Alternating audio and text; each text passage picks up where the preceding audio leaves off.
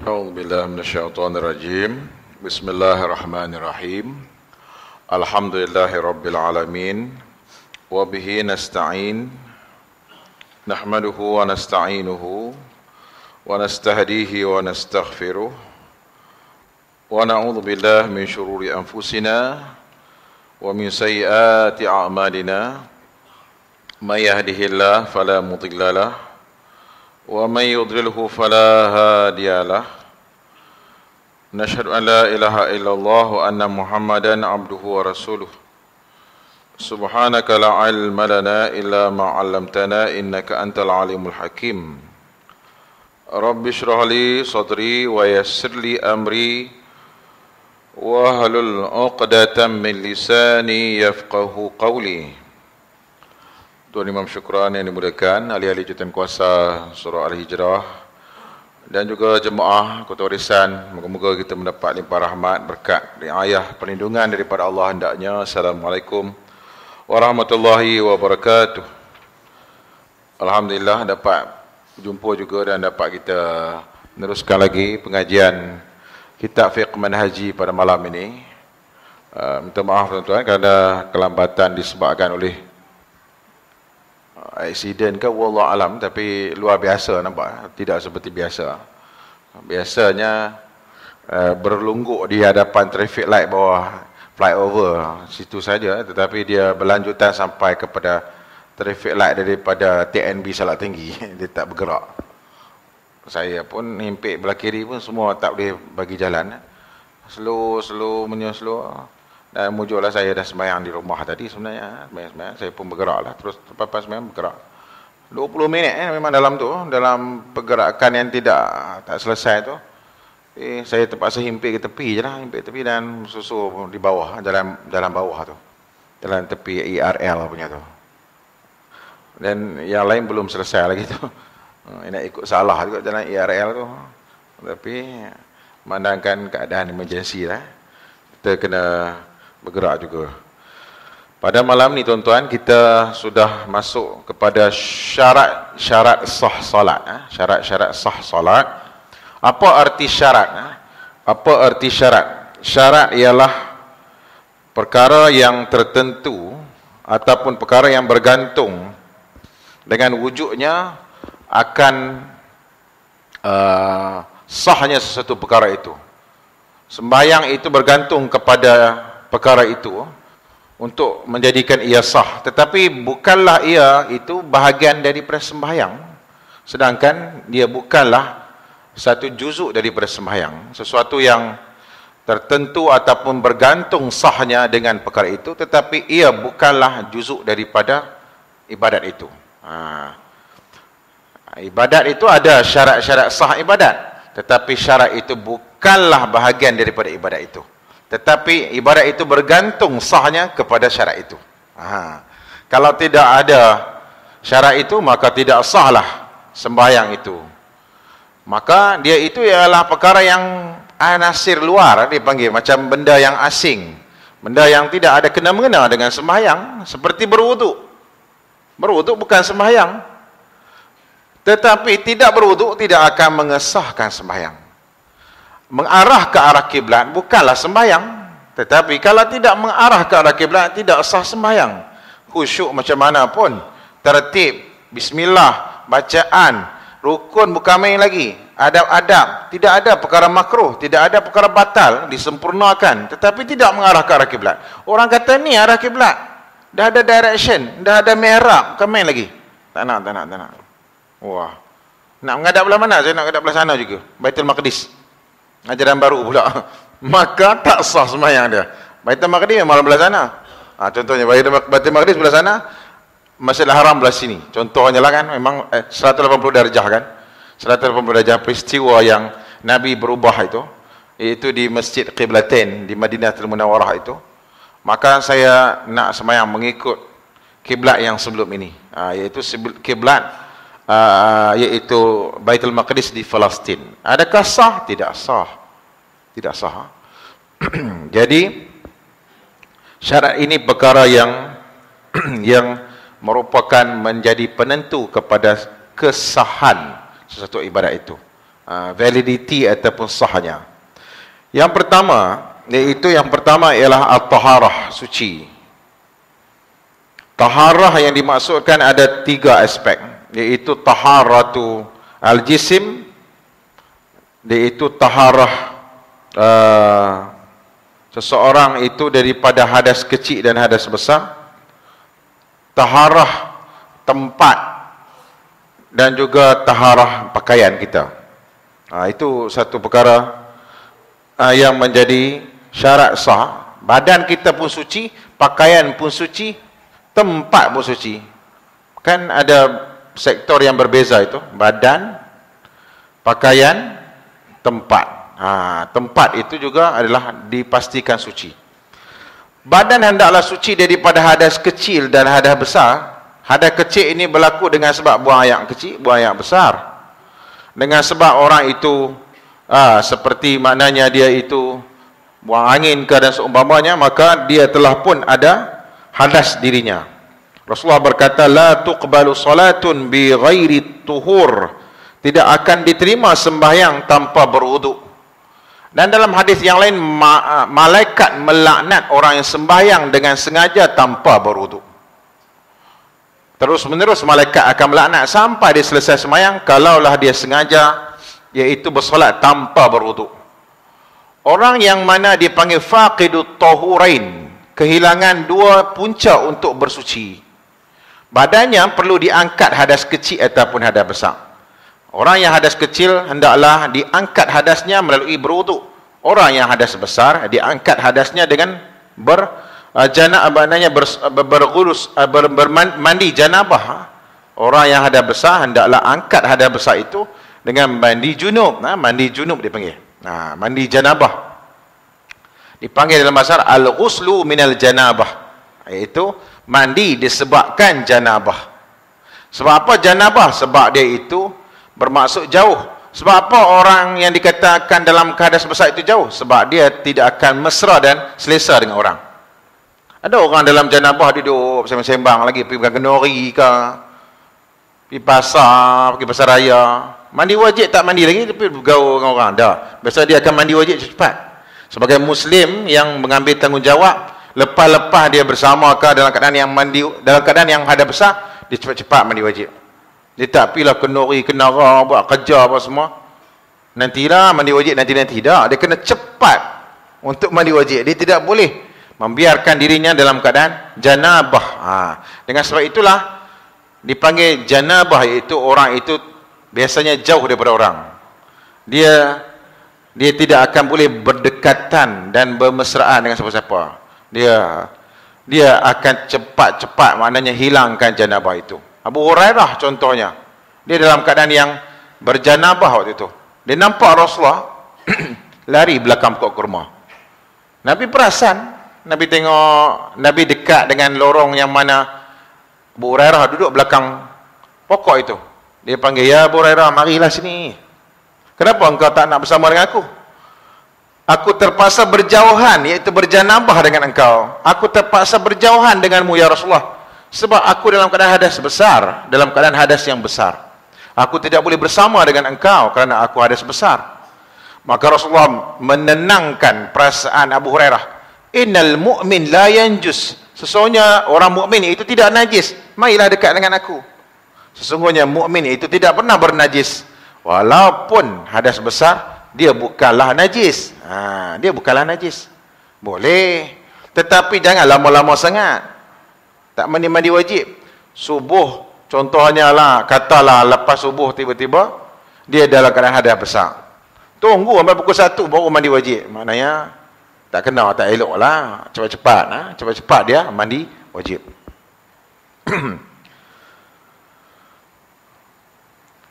Maknanya dirinya itu bebas daripada hadas kecil dan hadas besar. Dan satu lagi, dirinya, badannya juga bebas daripada najis. Ya. Begini maksudnya. Yang hadas kecil sebab dia kencing, kan?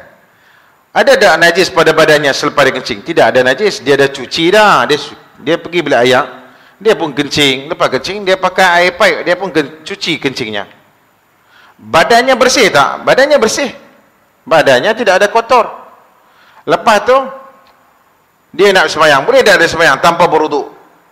Dia kena berwuduk untuk mengangkat hadas kecil tadi. Ya, mengangkat hadas kecil. Lalu dia pun ambil wuduk. Ambil wuduk, terangkatlah hadas yang kecil. Tiba-tiba sebelum nak pergi sembahyang, nak masuk dalam masjid, dia tengok adalah tai-tai cicak ke apakah, kotoran-kotoran, tai ayam ke contohnya. Dia pun ambil tisu, dia lap. Dan dia buang dalam tu sampah. Dan dia sembur dengan air. Baguslah. Nabi berkata, dibentangkan amalan umatku, sehinggakan amalan dia mencuci dan dia menyapu dalam masjid, Allah akan kirakan amalan yang besar. Hadis Imam Tabarani menyatakan, sesungguhnya mahar untuk mendapat bidadari di syurga ialah selalu buat bersih masjid. Itulah mahar untuk mendapat bidadari di syurga. Tetapi tiba-tiba dan malangnya tangan dia waktu dia lap terkena sikit kat kelingking ni. Kalau lah dia cium memang bau. Tambah-tambah kalau ada satu tak ayam candu tu lagi berbau pula. Yang tu perfume paling kuat tu. Candu kan dia panggil? Candu ke pandu ke candu? Candu kan? Saya pun terlupa dia salah. Dulu orang lelaki, budak-budak kalau berkhatan jangan turun kat bawah, nanti terlangkah tak ayam candu tu. Terlangkah tu buruk terus hak tu. Orang tua dia kata jangan duduk turun bawah. Kalau baru masuk jawi jangan duduk main kat bawah. Kalau langkah lah, kena langkah tak ayam, buruk terus hak tu dia. Sebenarnya dia just untuk mengelakkan budak-budak jangan lari, jangan duduk main kat bawah rumah supaya cepat lega, itu je. Zaman sekarang tak ada masalah. Kan dia pakai laser. Cuma jangan duduk melompat sangat lah. Melompat tak lega-lega. Kan? Kena cepat-cepat lah. Duduk diam ni cukup lah. Tapi dulu orang tak nak bagi lari sana lari sini, nak bagi duduk diam. Dia kata jalan kat bawah kena tak ayam, langkah tak ayam, rosak benda tu. Kisahnya kawan tu telah pun terkena tangan dia. Dia kata malah nak basuh lah. Bukan kotor pun, bau aja. Dia bau memang bau. Najis itu dikira bernajis kalau sekiranya tidak hilang warnanya, rasanya dan baunya. Ya, dia kata tak apalah, ambil tisu dia lap sikit, hilang kok. Tapi dia tak cuci betul-betul. Masih ada berbau, dia pun semayang. Badan dia suci daripada hadas kecil, ada besar, alhamdulillah. Tetapi badannya tidak bersih daripada najis. Batal tak semayang? Batal semayangnya, tak sah semayang. Bukan batal, maknanya tidak sah semayang. Batal itu dipanggil apabila sedang semayang berlaku kebatalan. Tidak sah ialah awal-awal lagi dia tidak cukupkan syarat, maka dipanggil tidak sah. Bezakan di antara tidak sah dengan batal. Batal apabila dia semayang elok dah, syarat cukup dah, tapi berlaku sesuatu yang membatalkan semayang. Seperti dia angkat kopiah dia kata dia rasa gatal lah, dia angkat kopiah dia. Dia angkat kopiah dia, lepas tu digaru. Oh, lega, bubuh balik. Batal semayang dia. Sebab dia duduk pulun sangat garu. Kalau sikit-sikit tak apalah, macam sikit-sikit gitu. Dia pulun sampai ni dia. Lepas tu gatal kaki pula ni dia. Batal semayang. Ada orang kata, just joke kot, kata, orang Arab ni kadang-kadang dia semayang, dia tak mampu nak tamak nimnah dia. Kadang-kadang dia semayang, kadang dia betulkan kuturah dia. Betul dia betulkan, bagi tepat balik dia. Tengah-tengah semayang ni tiba-tiba kadang-kadang telefon bunyi. Salah. Sambung. Dia boleh pula bagi peringat. Salah. Semayang balik terus lagi. Kalau lah cakap lah semayang, confirm batal semayang. Dia tak panggil tidak sah, dia panggil batal. Kan ada dua pengistilahan yang berbeza, tidak sah dengan batal. So situasi berbeza di antara tidak sah dengan batal. Tidak sah ialah syarat-syarat yang diperlukan sebagai pendahuluan semayang tidak disempurnakan, maka dipanggil tidak sah semayang. Semayang telah dimulakan, meraihkan syarat-syarat awal tadi, tetapi tengah-tengah semayang dia cakap. Tengah dia semayang, tiba-tiba dia bersin. Dia bersin tu sikit aja, Hashim gitu ya. Hashim mah bunyi gitu lah. Dia tambah mah pula. Sesaja dia suka-suka. Batal semayang dia. Kadang-kadang ada orang dia bersin kuat kan. Sim, riuh kena tu. Kan, maka batal sembahyang dia, batal lah. Oleh demikian dia tidak boleh melakukan perbuatan yang membatalkan. Badannya suci daripada hadas kecil, hadas besar. Badannya juga bebas daripada najis. Badan selesai lah kan, badan. Pakaian, ya. Pakaian pun kena pastikan bersih. Sebelum pada itu, badan yang kotor, sehingga kan Nabi peripentingkan dan peringatkan kepada umatnya, supaya pastikan anak-anak yang sudah membesar, hendaklah disunatkan demi menjaga agar jangan kemaluan di hujungnya itu masih menyimpan baki dan sisa-sisa air kencing. Kalaulah dia balik belum khatan, bermaksud dia itu sudah berisiko tinggi untuk sembahyang tidak sah, kerana belalainya itu masih menyimpan apa? Kencing. Orang panggil belalai je lah kan. Faham apa belalai apa? Belalai orang lah, bukan belalai ni. Belalai gajah, ada satu pokok dia panggil belalai gajah. Elok dimakan rupa-rupanya belalai gajah itu, sebagai umpat untuk kanser. Rupanya pokok belalai gajah. Orang ni dia mana dia itu tidak khatan dan tidak buang belalai dia itu, dia panggil tidak buang belalai dia itu, masih menyimpan kotoran najis.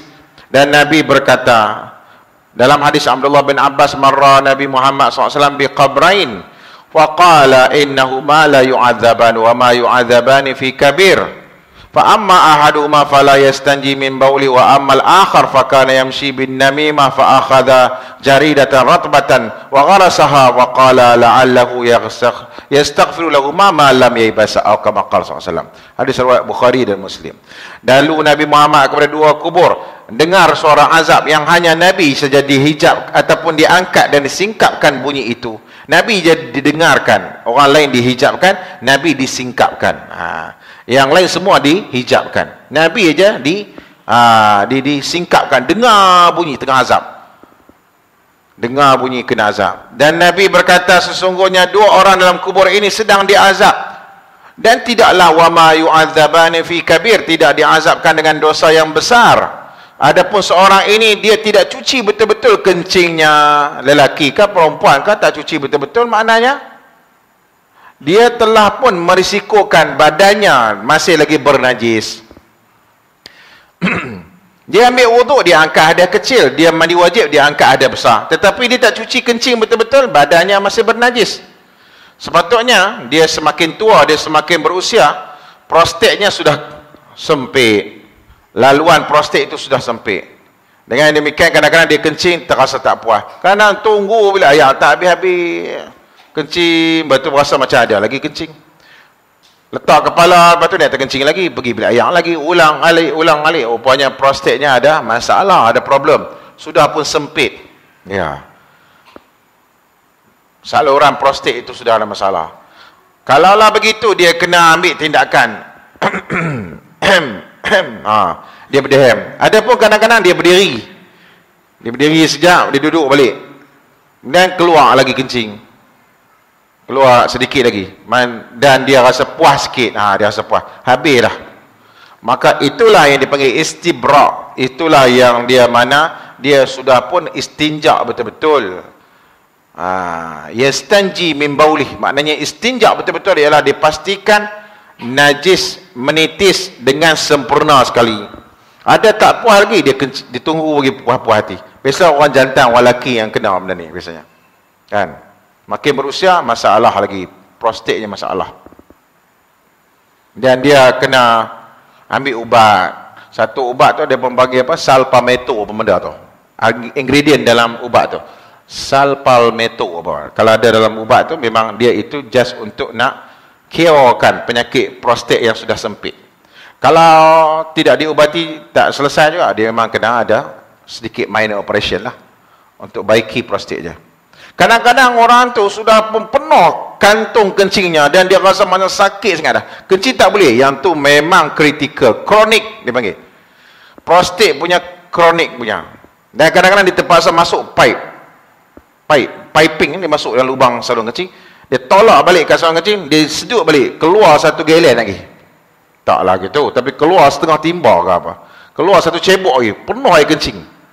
Yang tu memang kalau diuji dengan tu, Allah Akbar, memang sakit betul.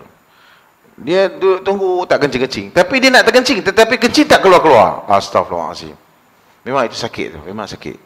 Kalau orang kena ujian itu, antara ujian-ujian kaum lelaki yang paling berat, iaitu batu karang dan juga prostat dan yang sudah kronik masalah. Dan kita kalau kena penyakit itu, maknanya kita kena pastikan kencing kita biar lawah betul. Ya, biar lawah. Kalaulah orang itu tak lawah juga, dia hendaklah pastikan macam ni. Kalau dia sujudkah, dia memang tidak lawah juga, maka dia kena buat macam ni, iaitu time masuknya waktu maghrib contohnya, dia pun kencing, lepas tu dia kena pakai satu pelapik kain ke, ataupun kapas ke. Katalah kapas mudah baginya, dia buat dalam poket dah kapas tu. Dia balut dengan kapas tu, kapuk balut. Ataupun yang macam bandage gitu kan, small bandage yang dia balut. Dia tutupkan alat dia tu. Kemudian dia pun sembahyang. Lepas sembahyang, maknanya dia pun ya mungkin masih memakai sarung itu, pakai itu. Sehinggalah menjelang isyak nanti pula, dia pergi bilik air pula, dia buang pula yang dia balut tadi. Kemudian dia kencing dan dia balut baru balik dan dia sembahyang isyak. Maka orang itu memang diuji sedikit dengan kesabaran. Setiap kali sembahyang dia kena cuci, dia kencing, dia cuci dan dia balut. Kemudian setiap sekali masuk waktu yang berikutnya pula, kencing, cuci, balut. Kencing, cuci, balut. Itu kerja kena buat. Ya. Saya tidak suggestkan untuk pakai adult punya pampers kerana agak sukar sikit.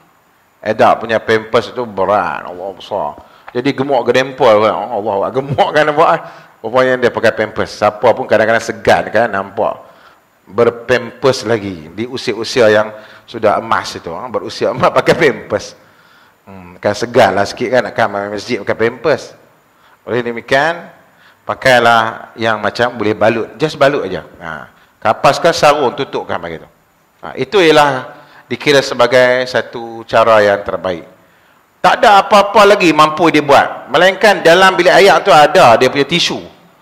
Dia tarik tisu, dia balut-balut dengan tisu tu. Itu paling, orang kata paling worst case lah. Paling-paling yang tak mampu dia buat. Dia memang buat tu je. Ittaqillah haitsu ma kunta, ittaqillah mastata'ta. Takutlah Allah di mana anda berada, takutlah Allah selagi dan semampu anda buat. Allah insya-Allah Maha mengampunkan dan Maha meraihkan kita. Lainlah kalau biar-biar dia semayang juga, tetapi dia tahu tirih tu. Dia duduk cium juga kain pelekat dia, bau ke hancing. Semayang juga, bau hancing. Kadang kita duduk sebelah, bau hancing kawan tu. Bau hancing. Rupanya kain pelekat duduk pakai 3 hari dah dalam keadaan duduk sujud, keluar kencing. Sujud, keluar kencing. Sampai kain pelekat pun bau hancing. Ni abang kenapa kain pelekat bau hancing ni? Bini dia tanya. Macam mana abang kalau sujud ya, menitip. Habis tak buat apa-apa langkah kan? Api-api je lah, nak buat macam mana? Maka orang itulah yang Nabi kata, na'udzubillah, dia diazab nanti dalam kubur. Sebab dia sembahyang juga, sedangkan Allah dah syarat kena bersih dirinya daripada hadas kecil dan hadas besar, dan kena, ya, anggotanya juga bebas daripada kotoran. Tangannya dan kemaluannya juga hendaklah dibersihkan betul-betul. Ini yang dimaksudkan bahawasanya orang itu la yastanji atau la yastabri'u minal baul. Istibra' ialah hendaklah berdeham. Kadang-kadang dia dengan menekan dengan tangannya, dia tekan, diurut sikit dan kencing itu keluar dengan habis. Dan bertakwalah semampu yang dia mampu. Dan juga termasuklah juga darah istihadah itu sebagai kotoran bagi perempuan. Tadi bagi lelaki saya dah cerita dah, special case untuk lelaki. Bagi perempuan pula, dia ada haid. Bila haid, dia masih lagi hadas yang besar, melainkan dia angkat hadas itu dengan mandi wajib.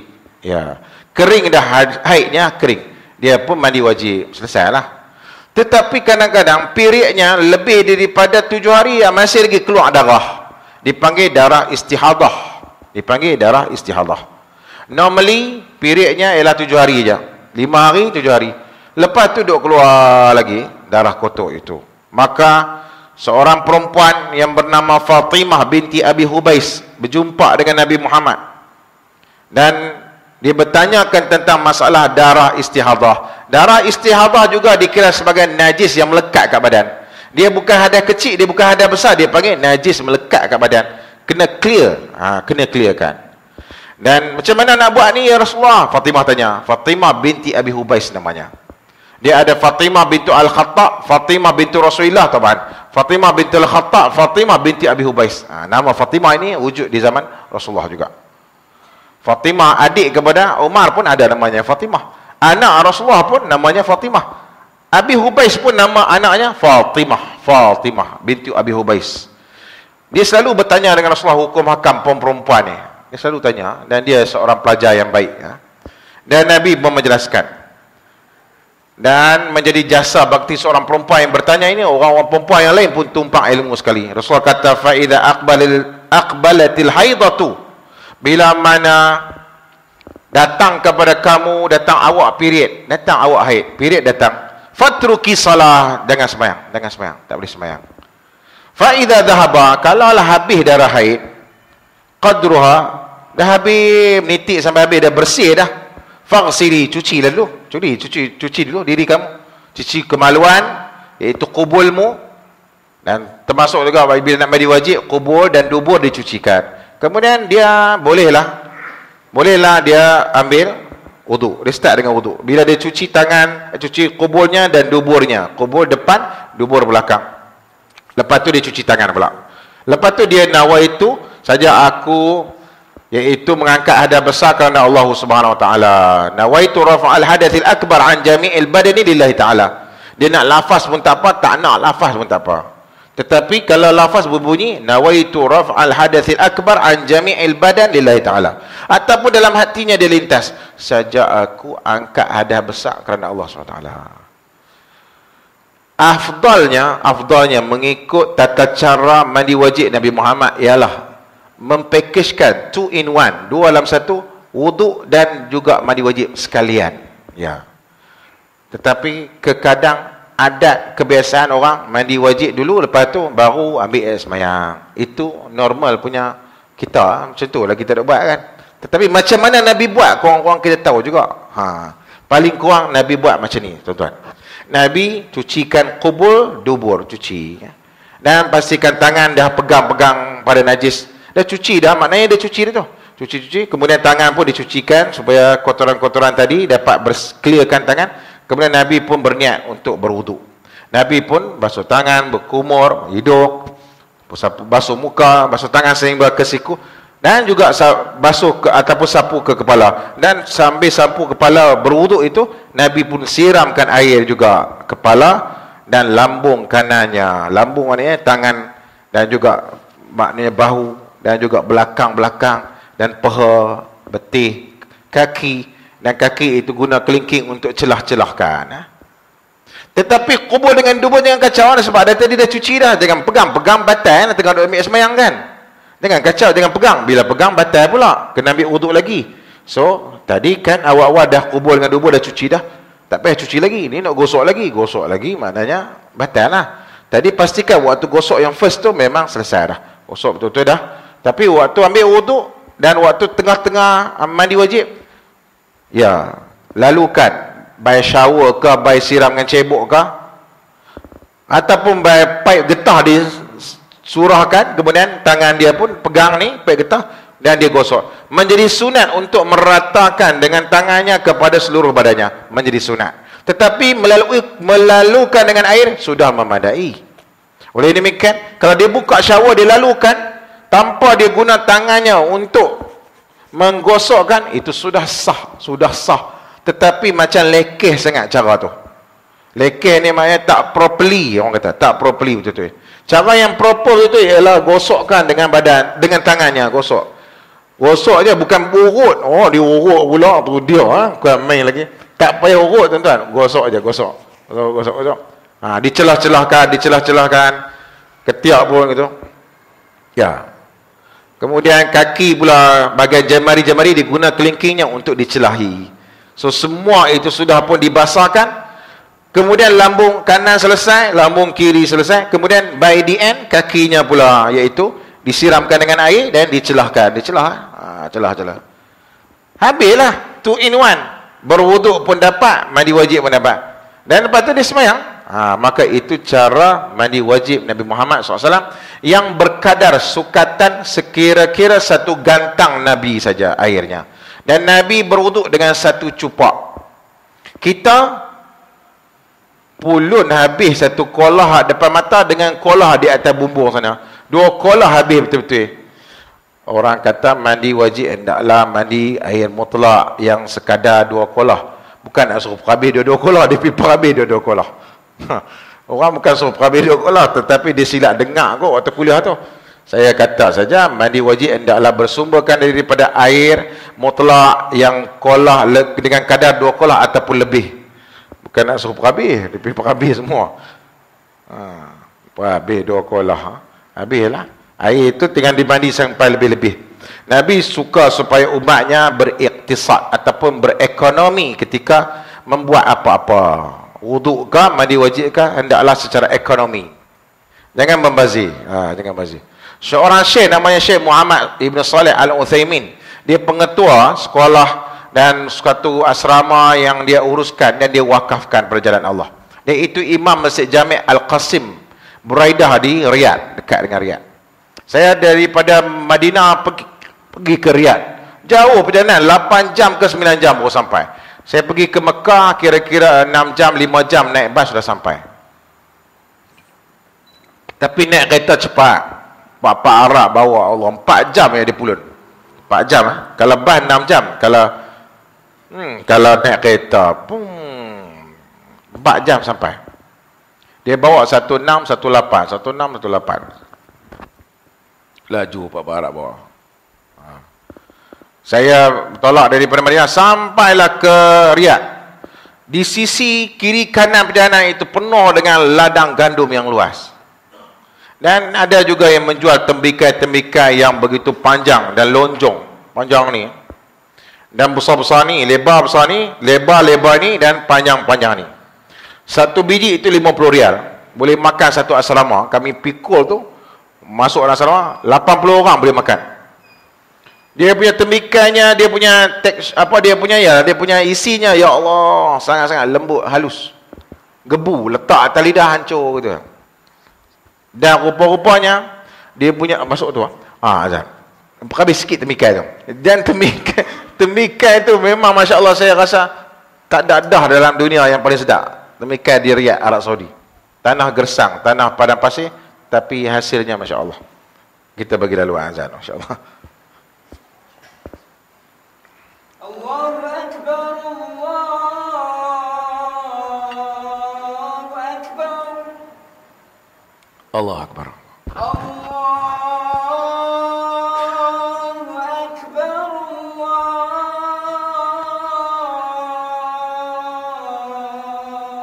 Akbar. Allahu Akbar. Asyhadu an la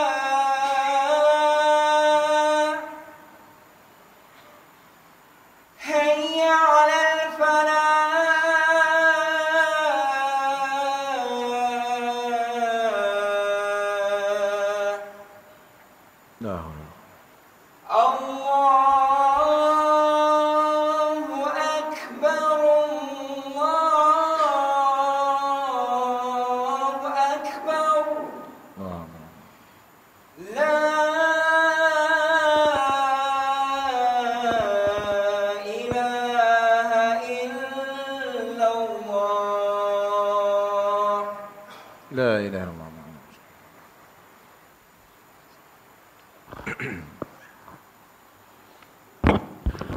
Tuan-tuan yang dirahmati oleh Allah Subhanahu wa taala. Bagi perempuan yang saya sebutkan tadi dipanggil darah istihadah. Dia itu ialah sebagai lebihan daripada kadar period yang normal bagi perempuan. Kadar period ialah 5, 6, 7 hari saja. Tiba-tiba darah masih keluar. Oleh demikian hendaklah wanita itu, baik dia itu merupakan anak perempuan kita ataupun isteri kita, hendaklah membersihkannya dan solat saja. Dan cara untuk mengelakkan mungkin daripada tiris ke kotorkan, maka dia pakai pad dia dan ditutupkan, elakkan daripada menitik lagi dan dia sembahyang saja. Rasulullah berpesan kepada Fatimah binti Abi Hubais, fa idza dhahaba qadruha, bila dah habis darah haid, faghsili, maka mandilah wajib. Faghsili anki dam, maka mandilah wajib dan cucikanlah darah itu. Wasalli, dan hendaklah engkau sembahyang. Namun demikian, kalaulah sekiranya masih ada darah, maknanya darah istihadah itu, maknanya hendaklah dia cucikan bahagian kemaluannya dan dia lapikkan dengan pelapik dan dia sembahyang. Macam kes lelaki juga, kes lelaki ialah masalah itu kencing tidak lawas. Perempuan pula lepas haid dia masih ada lagi duk menitik-nitik tu. Dia panggil menitik lagi dah. Duk keluar lagi. Dan dia duk confuse, ini habis dah haid, pasal apa duk keluar lagi darah? Maka itu dipanggil istihadah. Setiap kali keluar darah istihadah itu, maka dia cuci kemaluannya dan dia pakai pelapiknya. Zaman dulu pelapik dengan kain saja, zaman sekarang mungkinlah sebagai macam pad dia tu. Maka dia pun lapik dan dia pun solat, macam biasa. So the next semayangnya nanti dia cuci pula dan dia lapik pula. Kemudian dia ambil wuduk, dia semayang. Macamlah juga orang yang kencing tak lawas, dia kencing, dia lapik, dia ambil wuduk, dia semayang. Kencing, lapik, kemudian lapik, balutkan dan dia semayang. Itu je. Dan hanya boleh terpakai, dipanggil macam ini ialah sebagai emergency case dan keadaan yang special case. Untuk semayang itu saja yang Allah dan Islam memberi excuse, uzur untuk dia punya kencing menitik dengan balutan itu. Sebenarnya menitik dah, tetapi masih menitik dalam keadaan masih terlindung dan terbalut. Tetapi dia hanya boleh untuk semayang tu je. Dan mungkinlah semayang qabliyah, ba'diyah boleh lagi. Tapi untuk semayang yang berikutnya tak boleh dah. Tak boleh dah. Semayang wajib yang berikutnya tak boleh pakai lagi dah. Maknanya kena cuci balik pula. Kena cuci, kena tukar balutan yang baru, barulah semayang untuk semayang wajib yang berikutnya, semayang wajib yang berikutnya. Hendaklah juga dirinya, saya selesai dah, bab diri selesai dah. Diri, badan daripada hadas kecil, hadas besar, dan juga daripada najis, selesai. Pergi pula kepada suci pakaian daripada najis. Maka pakaian pun kena pastikan tidak ada kotor. Pakaian pun hendaklah dibersihkan berdasarkan suratul Muddathir. Wa thiyabaka fatahhir, dan pakaian kamu cucikanlah. Maka dengan yang demikian hendaklah maknanya hendaklah dicuci, hendaklah dipastikan pakaian kita ini tidak kotor. Sebab itu dilarang untuk kaum lelaki pakai kain yang labuh dan seluar yang sangat labuh. Satu, kerana pakaian labuh itu tanda besar diri dan tanda macam dia agak hebat, ya, hebat, kaya, hebat ke begitulah. Dia pakai yang labuh-labuh gitu. Yang kedua ialah dia akan meleret dan mengenai lantai yang mungkin bernajis, terutama sekali dia masuk dalam bilik ayam. Dengan demikian dia telah pun merisikokan diri dia dan pakaian dia dengan terkena percikan dan juga terkena takungan najis yang berada dalam bilik ayam. Contohnya dia tanya satu soalan, saya punya bilik ayam memang bersih, tiap hari saya akan cuci, sembuh air bersih, dan saya tolak, pakai saya mop pula. Boleh tak saya nak semayang dalam bilik ayam tu? Tu dia tak ada tempat lain kalau nak semayang. Kalau ustaz tu dia nak jawab macam tu je. Tak ada tempat lain kalau saya nak semayang bilik ayam ke? Itu jawapan yang paling mudah. Tetapi jawapan mengikut ilmunya ialah makruh untuk saya semayang dalam bilik ayam itu. Kalau jawapan nak bagi mudah aja, tak ada tempat lain kan nak sembahyang, nak main ambil ayam tak? Ada orang pernah tanya, apakah hukum membuat operation dan menggunakan jahitan berbulu babi untuk nak jahit kepada bahagian yang sudah pun dilukakan untuk operation itu? Ada pernah seorang ustaz dia tanya, akan kata, hampa tak ada bulu lain kau nak pakai, bulu babi juga nak pakai? Dia bagi gitu.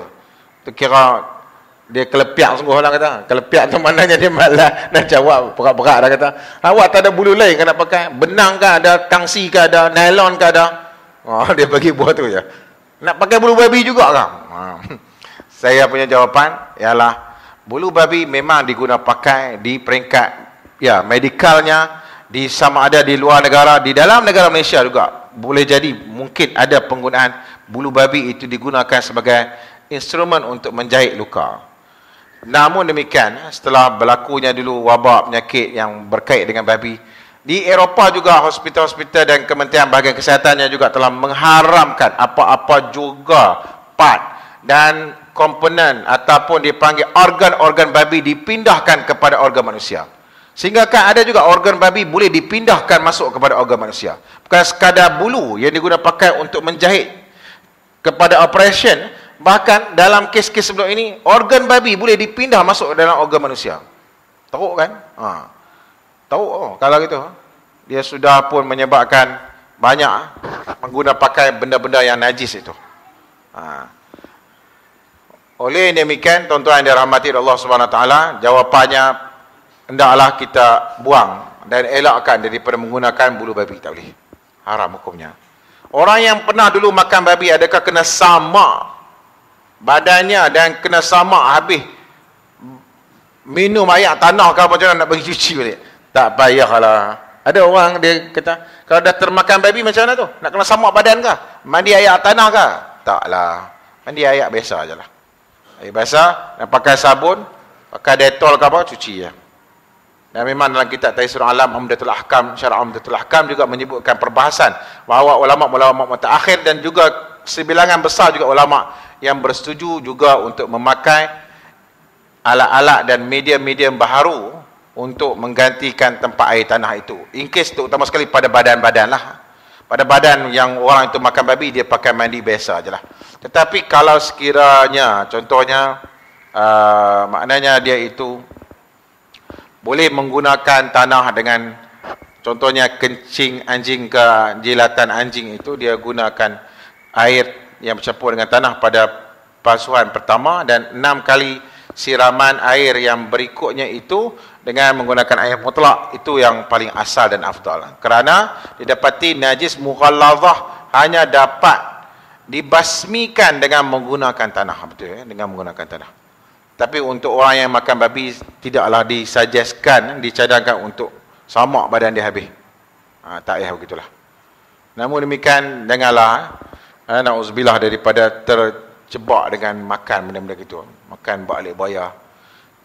Negara-negara di sekitar Asia Tenggara ini juga, kadang ibu kotanya juga, masyarakat Muslimnya terdedah dan terjebak dengan perkara-perkara itu. Saya pernah bersama dengan masyarakat Muslim yang bersekitaran dengan Asia Tenggara ini.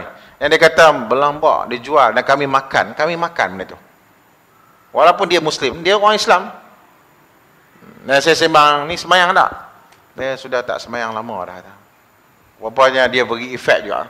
Kerana pemakanan orang itu memberi efek kepada kepatuhan dan kewarakan dan ketakwaan juga.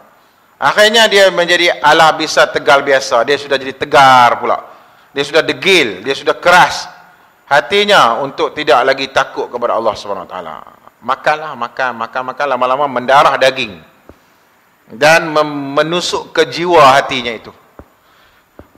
Tuan-tuan yang dirahmati Allah Subhanahu wa taala, Abu Daud daripada Abu Hurairah, anna Khawlah bintu Yasar atat Nabi SAW faqala ya Rasulullah innahu laysa li illa thawb wahid. Aku tidak ada pakaian melainkan satu pakaian saja. Nama Khawlah dia, namanya Khawlah. Wa ana ahidu fihi, dan aku telah haid dengan pakaian itu. Fa kaifa asna, bagaimana aku nak buat? Inilah latar belakang para sahabat Rasulullah. Pakaian ada satu saja. Kita ada 5 almari pakaian kita. Tu dia. Sahabat Nabi pakai ada 1 lah aja. Kita hampa 2 almari, 3 almari. Bersusun-susun, berjujuk-jujuk pakaian kita. Kadang-kadang tak disedekahkan pun rumah nak yatim kau, rumah orang susah kau, rumah orang tua-tua kau. Biar buat apa? Buat pameran je. Kalau lebih-lebih tu rasa-rasa boleh sedekah je lah kan. Daripada duk biar gitu saja. Kadang-kadang tak pakai pun.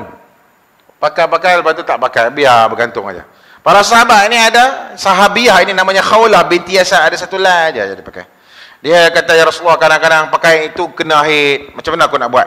Rasulullah kata, idza tahurti, kalau dah bersih, faghsili, maka bersihkanlah diri kamu.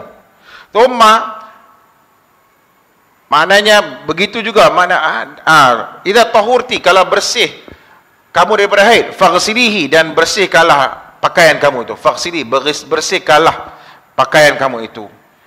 Dia sebab dia tanya, bagaimana aku nak buat dengan pakaian aku yang sudah kena darah haid? Kena darah haid. Maka Rasulullah kata, kalau kamu sudah bersih, maka bersihkanlah pakaian itu. Sebab apa? Sebab waktu dia darah haid, dia tak kena sembahyang. Tetapi bila dia bersih darah haid, dia kena sembahyang. Dia nak sembahyang macam mana? Baju satu aja, dia kena cuci juga pakaian itu. Faghsilih, maka cuci pakaian itu. Thumma salli alaihi, kemudian sembahyanglah dengan berpakaian itu. Faqalat fa in lam yakhruj ad-dam, kalaulah tak keluar darah lagi dah, darah tak keluar dan tak kotor pakaian itu, yakfiki ghuslud dam, maka cukuplah sekadar kamu cuci kotoran dan darah itu saja, pakaian tak payah cuci. Maknanya kalaulah kotor ataupun darah kotor itu kena pakaian, kena cuci pakaian sekali. Kalaulah tidak kena pakaian, maknanya cuci bahagian kemaluan, kubulnya saja, dipanggil kubulnya saja. Kubul ini diitlakkan ataupun dinamakan baik untuk lelaki ataupun perempuan, dipanggil kubul. Lelaki pun bahagian kemaluan depan pun dipanggil kubul, perempuan pun bahagian depannya dipanggil kubul. Bahagian belakang dipanggil dubur. Dubur itu maknanya belakang. Dabara, dalbara, dubur maknanya belakang.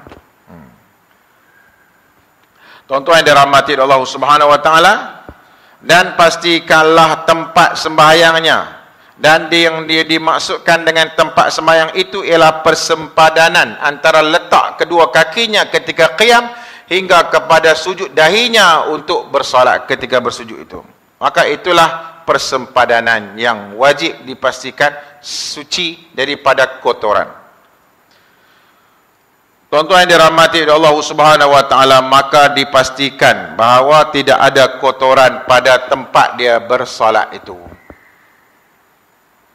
Berlaku pada zaman Rasulullah SAW, seorang Arab Badui. Arab Badui ini memang Arab yang kampungan, dan dia ini tidak ada sopan dan tidak ada kesantunannya. Arab ni garang, tuan-tuan. Arab ni saya pernah pergi kedai nasi Bukhari di Makkah Al-Mukarramah, dan saya pun teringin nak makan nasi Bukhari. Sedap lah tengah-tengah hari kan. Nasi Bukhari satu, saya kata kam 10 riyal. Saya pun bayarlah. Nasi Bukhari berapa panjang tu, berapa panjang, dengan ayam panggang punya, ayam apa, bergolek tu, Allah, memang panas-panas, memang sedap lah. Dia kadang dia tak berapa garam pun. Kita pula kena ambil satu botol yang plastik tu, kita kena curah-curahkan garam tu. Dia panggil sasa. Kita ambil 5 perah pula. Oh, berteliuk dengan nak cerita gitulah kan. Saya pun nak teringin nak makan kan. Nak makan. Kita pun excited ni nak bayar lepas main Zuhur Masjid Haram Mekah. Angan-angannya nanti nak balik hotel nak makan kan. Nak makan dengan kawan macam mana. Nak bayar tidak ada duit, melainkan 50 rial je. Saya pun bagilah 50 rial. Dia kata, maafi fakkah. Maafi fakkah tu tak ada duit kecil lah. Maafish ya Syekh, maafish. Maafish duit fakkah, maafish kata. Ini bahasa pasar ni kan. Ini bukan bahasa Arab. Lughatul Arabiah yang biasa. Maafish ya Sidi, ya akhuya maafish kata. Tak ada. Roh hantar dia kata. Roh tu nak hampir tanah. Marah kita. Dimarah kita. Kita ni Dhaifur Rahman. Kita ni tetamu Ar-Rahman. Kita tetamu di bumi Ar-Rahman, bumi Haramain. Roh. Pasal apa pula? Pergi tukar lu. Duit 50 ni, pergi tukar cari kedai-kedai lain. Bawa mai ni duit 10 rial. Tu dia Pak Arab. Jenis tak ada mesra alam, mesra pelanggan, tak ada. Dan saya pun meraihkan dan duduk di bumi Mahara Mekah. Malah nak cari gaduh apa-apa. Cari kedai-kedai kain kat bawah tu. Tepi-tepi tu. Tunjuk pula duit RM50. Tak ada pasal nak beli apa pun. Fi fakah, dia kecil ada nak kata. Maujud. Kadang-kadang ada yang marah pula kita. La. Roh. Hantar nak beli barang, kena halau pula. Allah Akbar. Tu ya. Pak Arab kadang-kadang memang kasar sungguh. Orang kasar tu. Saya pernah sekali waktu tu musim haji. Dan minuman yang paling terbaik untuk badan yang terlalu panas ialah laban, yogurt. Dan saya beli yogurt dan saya dah keluar daripada kedai, saya pun masuk kedai tersebut. Dia panggil Baqalah. Baqalah ni kedai runcit. Masuk balik saya minta Jiblekis mungkin. Minta plastik boleh tak? Anta dia kata, anta khalas dah beli barang dah. Khalas dah? Anta dah beli dah kan? Dia kata, khalas saya dah beli dah. Dah bayar dah kan? Dafa' dah. Dah beli dah bayar dah. Harah, habis ya. Ni nak minta plastik. Dah habis dah bayar dah balik ya. Cengang terbeliak tengok Pak Syekh tu. Kau cepuk lagi kata. Tapi bumi yang Mekah punya pasal. Tak sampai hati biar-biar kata. Kalau nak ikut riang kita ni aku cepuk lagi. Tapi ya Allah, bumi Mekah. Nabi bersabar dilunggukkan di atas belakangnya oleh Uqbah bin Abi Mu'ayth. Tai unta dilunggukkan dan Fatimah buangkan tai unta di atas belakang Rasulullah. Dan Rasulullah tenang aja. Rasulullah berdakwah rumah ke rumah dalam keadaan orang tuang pasir di atas kepala dia, setiap hari dengan tingkah laku pangai Pak Arab ni memang jenis pangai gitu. Dan di zaman Rasulullah, Nabi bersolat dan Nabi berada dalam masjid Nabi. Mari Pak Arab Badui dia pergi kencing dalam masjid, kencing dalam bawah gitu ya. Tengah-tengah duk kencing, para sahabat semua pakai riuh rendah. Pakai bising lah kan, mungkin terkejut dengan kencing dia tu. Terkejut dengan kencingnya dan terkejut dengan benda-benda yang lain mungkin juga kan. Terkejut dengan kencing kan, terkejut. Pak Arab Badui kan terkejut, Allah. Awak tahu kan ni. Maka oleh demikian sahabat Nabi yang dah riuh rendah nak menghalau Pak Arab tu, yang Arab Badui tu, Nabi tiba-tiba kata la, jangan dihalang dia, biar dia kencing. Nabi tiba-tiba bertindak kontra dengan para sahabat yang lain. Biarkan, biarkan. Da'hu. Rasul kata da'hu maknanya biarkan dia sampai dia selesai. Kemudian hendaklah kamu subba alaihi, maka tuangkan dengan air, iaitu sekali biar mendap, dan tuangkan kali kedua sehingga akan dia benar-benar pastikan lantai dan ruang tempat sembahyang itu bersih. Maka ini sebagai sandaran, sebagai bukti dan dalil bahawa tempat sembahyang mesti kena pasti bersih betul-betul. Dan pasal apa Nabi tidak suruh para sahabat kacau orang yang sedang kencing? Kerana untuk memastikan tempat pancutan itu hanya berpusat pada satu spot tu aja, ataupun tempat tu aja, jangan kacau tempat lain. Kalaulah ditolak dia, kalau dia hindarkan, kalaulah dijerkah dia akan melompat dan menyebabkan pilih bomba itu akan menerewang ke rata-rata lah. Pilih bomba kembali lagi Pak Arab punya pilih bomba, dia tembak habis rata lagi, habis berlemui, habis satu masjid lagi. Oleh demikian Nabi lebih bijak daripada para sahabat. Nabi kata biar dia nak kencing, dia kencing dah. Dan satu lagi, para ulama mengkaji bab yang kencing ke Pak Arab Badui kencing itu juga para ulama mengkaji. Sesungguhnya orang yang sedang kencing jangan ditahan dan jangan dipanggil, jangan diinterrupt dia punya kencing itu. Jangan diinterrupt dan jangan dipauskan. Sekejap.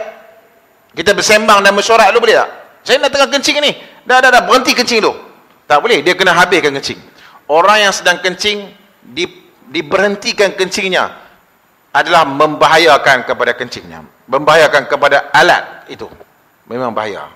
Sebab itu dia kena kencing yang sempurna habis-habis. Tengah-tengah kencing jangan kita duk ketuk pula. Hei, cepat kami pun nak sembahyang ni. Jangan dikacau. Orang itu tengah kencing. Jangan dijerkah dia pula. Cepat, aku nak masuk pula. Tak boleh. Biar sampai dia kencing sempurna, bagi selesai, barulah kita Tunggu giliran kita dan masuk giliran kita, kita masuk pula. Rupa-rupanya kencing tidak boleh dikacau, kerana dia akan merosakkan. Sebab itu dia Nabi berpesan, kalau meminum air juga, Nabi berkata hendaklah minum dalam keadaan menyedutnya dan bernafas di luar. Rupa-rupanya mendeguk dengan akan merosakkan halqum orang itu. Merosakkan, dia akan menyakitkan. Sebab itu mengikut sunnah Nabi, menyedut air dengan slow. Dan bila dia sedut gitu, kemudian dia renggangkan dan dia nafas di luar. Itu menunjuk kata bahawa Nabi sangat-sangat tertib, beretika, berprotokol sekali. Dan itu dipanggil sunnah Nabi Muhammad SAW.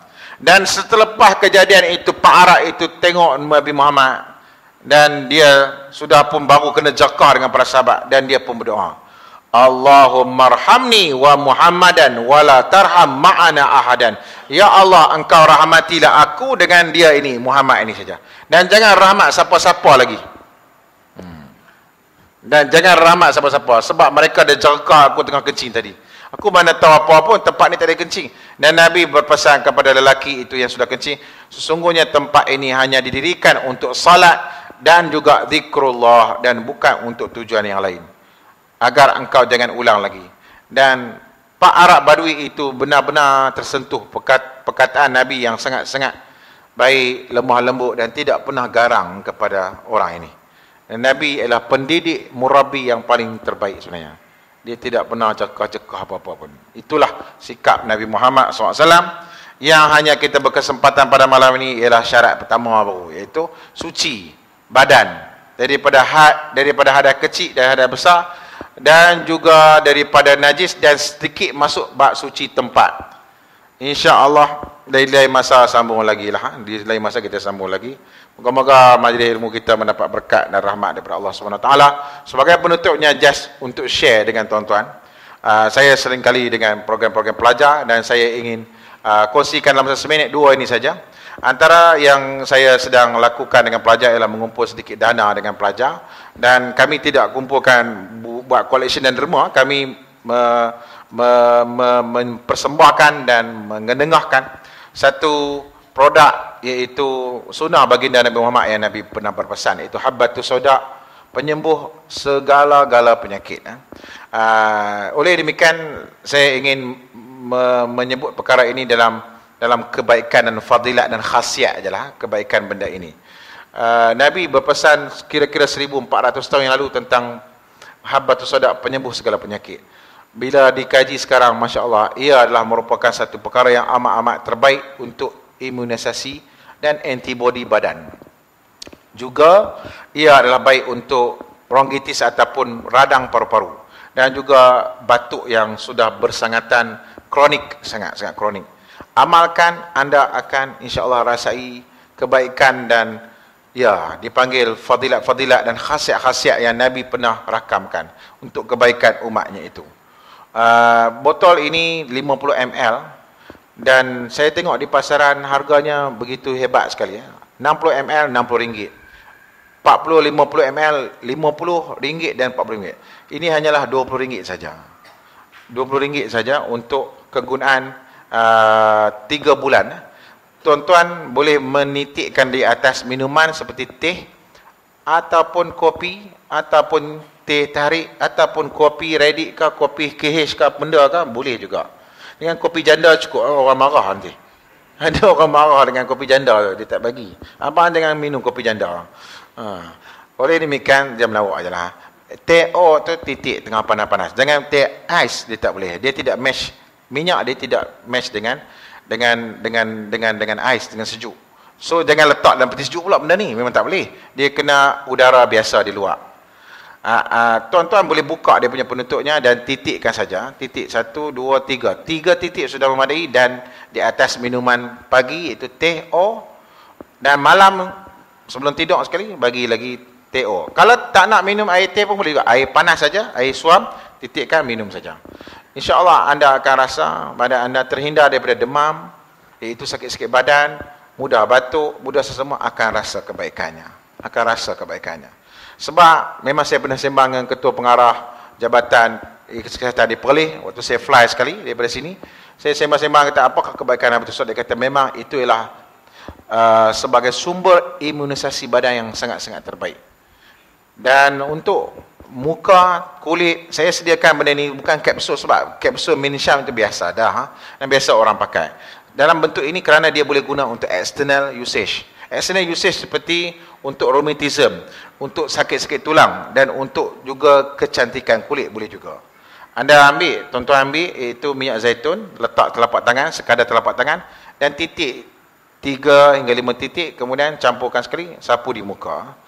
Dan lepas tu jangan pergi keluar berlemuih gitu pula. Hendaklah ambil sabun facial, cuci dan bilaskan.